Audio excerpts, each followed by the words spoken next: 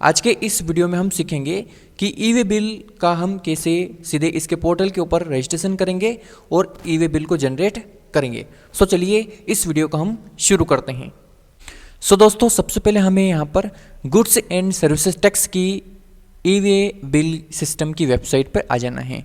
तो यहाँ पर आप देख सकते हैं इस वेबसाइट के ऊपर आपको आ जाना है। यहाँ पर आने के बाद में आपको यहाँ पर क्या कर लेना है, लॉगिन कर लेना है। तो यहाँ पर आप देख सकते हैं लॉगिन का बटन दे रखा है। जैसे हम यहाँ पर क्लिक करेंगे तो ई वे बिल सिस्टम के हमारे सामने यहाँ पर लॉगिन विंडो आ जाएगी, जिसमें हमें यहाँ पर यूज़र नेम और पासवर्ड एंटर करके लॉगिन कर लेना है।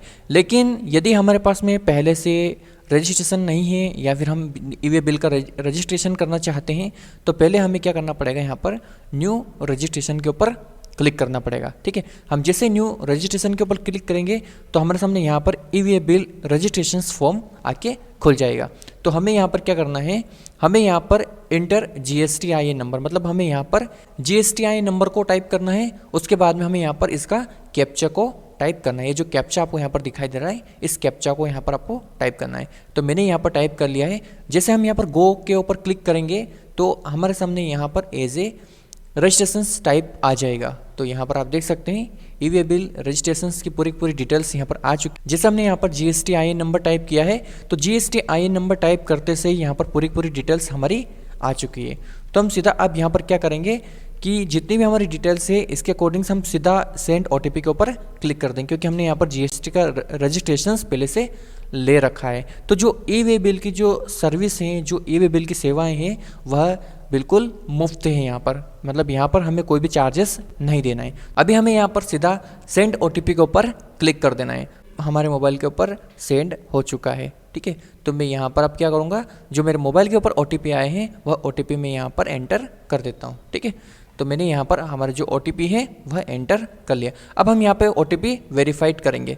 तो हमारे सामने यहाँ पर हम OTP पहले तो वेरीफाइड कर देते हैं, उसके बाद में यहाँ पर हमारा जो OTP वेरिफिकेशन है वह हो चुका है, मतलब OTP वेरीफाइड सक्सेसफुली हो चुका है।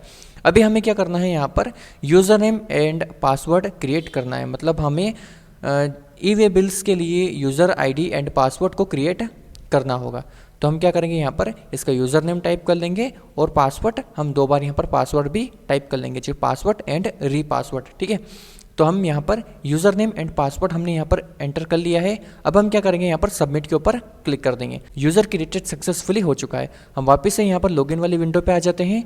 लॉगिन वाली विंडो पे आने के बाद में हमें यहाँ पर यूज़र नेम एंड पासवर्ड को एंटर कर देना है और ये जो कैप्चा आपको दिखाई दे रहा है, इस कैप्चा को हमें यहाँ पर फिलअप कर देना है। तो हम यहाँ पर क्या कर लेते हैं, पहले यूज़र ID एंड पासवर्ड को डाल देते हैं, लॉगिन के ऊपर क्लिक कर देते हैं। सो मैं आ चुका हूँ यहाँ पर ई वे बिल की वेबसाइट के ऊपर। यहाँ पर आप देख सकते हैं लॉगिन हमारा सक्सेसफुली हो चुका है। अभी हमें यहाँ पर क्या करना है, एक ई वे बिल को जनरेट करना है, मतलब एक नए ई वे बिल को जनरेट करना है।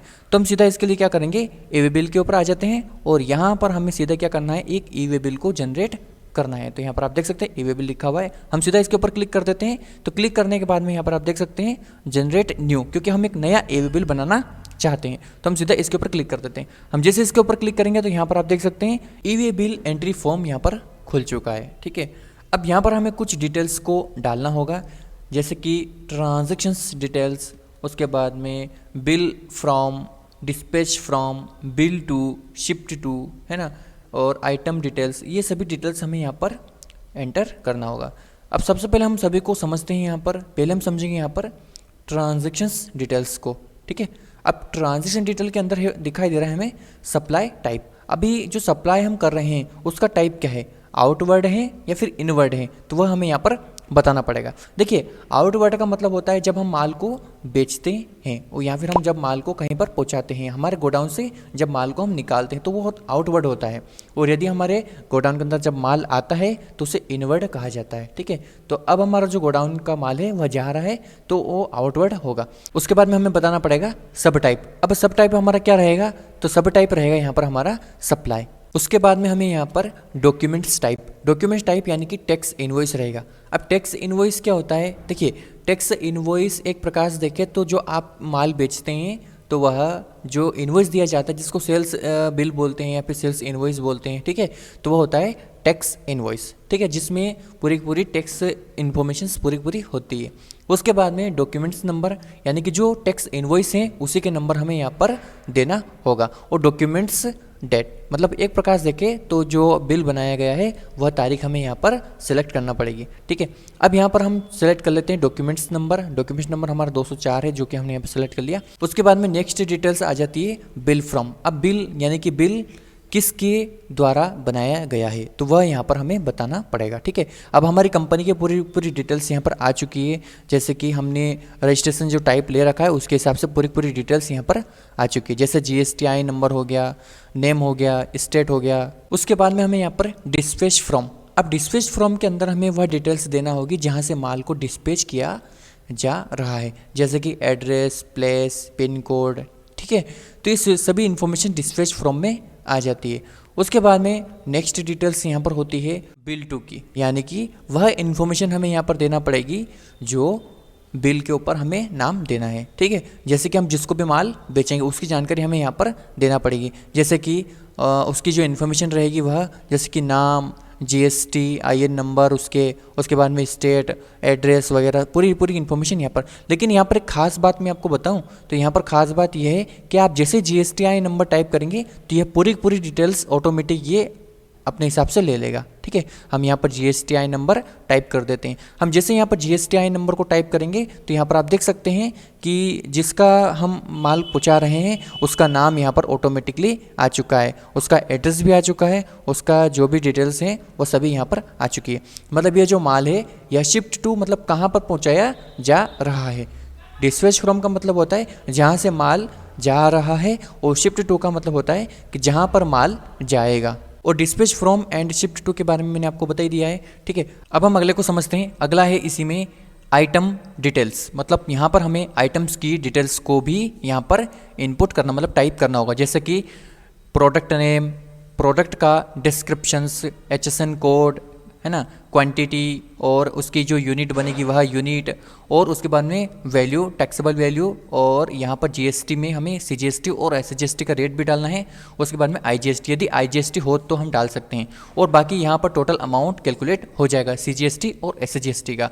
हम जैसे यहाँ पर प्रोडक्ट का नाम टाइप करेंगे, अब मान लीजिए कि हमारा जो बिजनेस है वह कंस्ट्रक्शन का है, तो हमारा जो प्रोडक्ट है वह सीमेंट है। ठीक है, अब हमारी जो सीमेंट है उसका जो नाम है वह सुपर सीमेंट। लेकिन यहाँ पर अब एक बात का ध्यान रखना है आपको कि चाहे सीमेंट कोई सी भी हो लेकिन उसका HSN कोड एक है, टैक्स भी एक है। तो यहाँ पर हम चाहें तो ई वे बिल में प्रोडक्ट में भी सिर्फ सीमेंट लिख सकते हैं, वो चाहे बांगड़ सीमेंट हो, चाहे आदित्य बिरला सीमेंट हो, चाहे कोई सी भी सीमेंट हो, या फिर अल्ट्राटेक हो, कोई सी भी सीमेंट हो, तो हम यहाँ पर सीमेंट जो प्रोडक्ट है हमारा उसमें सीमेंट टाइप कर देंगे। उसके बाद में हमें यहाँ पर डिस्क्रिप्शन में, अब इसका जो डिस्क्रिप्शन है वह हमें छोड़ देना है। उसके बाद में HSN कोड। अब देखिए सीमेंट जो प्रोडक्ट है उसका HSN कोड सेम रहेगा। ठीक है, तो यहाँ पर मैं HSN कोड भी डाल देता हूँ। उसके बाद में इसकी कितनी क्वांटिटी है, मान लो कि इसकी 500 क्वांटिटी है, तो हमने यहाँ पर 500 क्वांटिटी कर दी। यूनिट क्या रहेगी, तो यूनिट इसकी रहेगी बैग। अब हमें यहाँ पर टैक्सेबल वैल्यू को टाइप करना पड़ेगा, जो टैक्सेबल वैल्यू है वह। तो यहाँ पर आप देख सकते हैं कि जो बैग की जो टैक्सेबल वैल्यू है वह यहाँ पर हमें टाइप करना है, जैसे कि 1,50,390, तो यह हो गई हमारी टैक्सेबल वैल्यू। अब हमें यहाँ पर CGST और SGST को भी सिलेक्ट कर लेना है। मान लीजिए कि हमारे इस प्रोडक्ट के ऊपर 28% टैक्स लग रहा है, मतलब सीमेंट के ऊपर 28% टैक्स है, तो हमें 14% CGST और 14% SGST को सिलेक्ट कर लेना है। हम जैसा CGST SGST के जो टैक्स रेट है उसको सिलेक्ट करेंगे तो यहाँ पर CGST अमाउंट टोटल ऑटोमेटिकली आ जाएगा, CGST और SGST, तो यहाँ पर आप देख सकते हैं। अभी हमें यहाँ पर टोटल टैक्सेबल वैल्यू भी दिखाई देगी जो कि इंक्लूड ऑफ टैक्स हैं, यहाँ पर आप देख सकते हैं ये भी है। उसके बाद में यहाँ पर आप टोटल इन्वॉइस वैल्यू भी देख सकते हैं जो कि हमारी इन्वॉइस के ऊपर रहेगी 1,92,499 रुपये 20 पैसे। तो यह हमारे जो इन्वॉइस है उसके ऊपर भी रहेगी, इसको बोलते हैं टैक्स इन्वॉइस वैल्यू, मतलब टोटल वैल्यू। ठीक है, 1,92,499।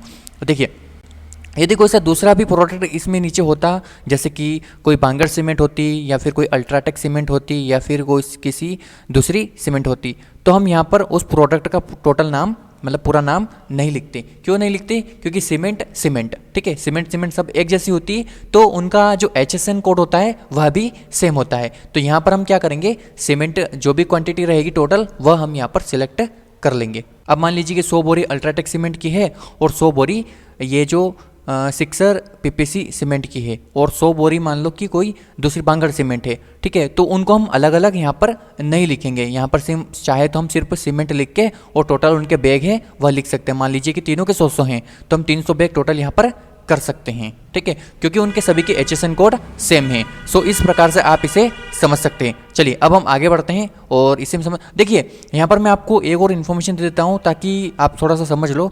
अगर यहाँ पर कोई सा दूसरा प्रोडक्ट होता, मान लो कि यहाँ पर पाइप होता या फिर यहाँ पर सरिया होता, ठीक है, तो यहाँ पर हमें एक और प्रोडक्ट ऐड करने की ज़रूरत होती। क्यों? क्योंकि उसकी यूनिट अलग हो जाती, उसके HSN कोड भी अलग हो जाते। तो इसके लिए हम हमारा जो पोर्टल है उस पोर्टल के ऊपर हम ऐड ऑन कैसे करेंगे, तो यह भी मैं आपको यहाँ पर एक बार क्लियर कर देता हूँ।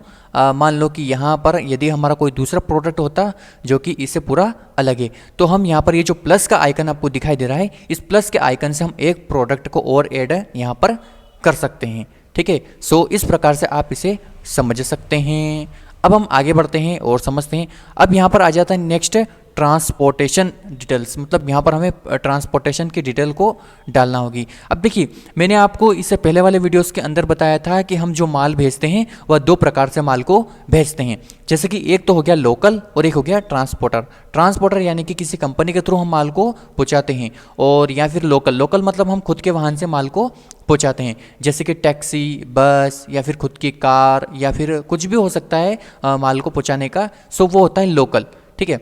और मैंने आपको बताया था एक और ट्रांसपोर्टर। सो अब देखिए यहाँ पर क्या होता है, ट्रांसपोर्टर आईडी। ट्रांसपोर्टर आईडी मतलब कि हमने जिस भी वाहन से, जिस भी कंपनी के वाहन से वहाँ पर माल को पहुँचाया है, तो उसके जो GSTI नंबर होंगे, रजिस्ट्रेशन होगा इसे उनका, तो GSTI नंबर होंगे तो वह हमें ट्रांसपोर्टर आईडी में यहाँ पर डालना होगा। और ट्रांसपोर्टर नेम मतलब उसका जो भी नाम है, रजिस्टर नाम है, तो वह नाम हमें यहाँ पर ट्रांसपोर्टर नेम में डालना होगा। तो यहाँ पर आप इसे इस प्रकार से समझ सकते हैं। जैसे यहाँ पर आप उसके डिटेल्स को डालते हैं तो यहाँ पर ऑटोमेटिकली उसकी जो डिस्टेंस है वह यहाँ पर आ जाती है। और देखिए यहाँ पर पार्ट बी भी दे रखा है। पार्ट बी मैंने जस्ट आपको लोकल का बताया। एक तो ट्रांसपोर्टर के लिए डिटेल्स यहाँ पर हो गई, यदि आप ट्रांसपोर्टर से माल भेजते हैं तो, और यदि पार्ट बी यदि आप लोकल से भेजते हैं तो उसकी डिटेल आपको यहाँ पर डालना है। अब मान लो कि आपने रोड के थ्रू माल को पहुँचाया है, और रोड के थ्रू आपने माल को पहुँचाया है किसी कार से, ठीक है, तो उस व्हीकल नंबर यानी कि उस कार के नंबर आपको यहाँ पर टाइप करने होंगे। अलग अलग राज्य के लिए अलग अलग यहाँ पर नंबर होते हैं। जैसे कि MP के लिए MP करके शुरू होता है, राजस्थान के लिए RJ से शुरू होता है, या फिर किसी अदर स्टेट के लिए किसी अदर नंबर से शुरुआत होती है। तो वहाँ पर जो व्हीकल नंबर होता है वाहन के, वह यहाँ पर आपको टाइप करना है। उसके बाद में यहाँ पर जो ट्रांसपोर्टर डॉक्यूमेंट्स नंबर होता है वह यहाँ पर आपको टाइप करना है। उसके बाद में जो ट्रांसपोर्टर की जो डेट है वह यहाँ पर आ जाएगी। सो इस प्रकार से आप ये पूरी जो डिटेल्स हैं इनको फिलअप कर सकते हैं। मैंने आपको सब कुछ बता दिया। उसके बाद में कंप्लीट डिटेल्स के बाद में आपको सबमिट के ऊपर क्लिक कर देना है। आप जैसे ही यहाँ पर सबमिट बटन के ऊपर क्लिक करेंगे, सो यहाँ पर आप देख सकते हैं कि सबमिटेड सक्सेसफुली हो जाएगा। सो ये हो चुका है हमारा बिल, ई-वे बिल रेडी। सो यहाँ पर आप देख सकते हैं कि ये जो ई-वे बिल है यह मैंने इसके पोर्टल से बना दिया। अब हम यहाँ पर प्रिंट के ऊपर क्लिक करके इसे प्रिंट भी कर सकते हैं। यदि इसको डॉक्यूमेंट में सेव करना चाहते हैं तो ये PDF में सेव भी हो जाएगा। सो इस प्रकार से आप ई-वे बिल को जनरेट कर सकते हैं ऑनलाइन, ठीक है। तो मैंने आपको सीधा पोर्टल से जनरेट करना सिखा दिया है। सो उम्मीद है कि यह क्लास आपको पसंद आई होगी। अगर पसंद आई है तो इस वीडियो को लाइक करें, चैनल को सब्सक्राइब करें।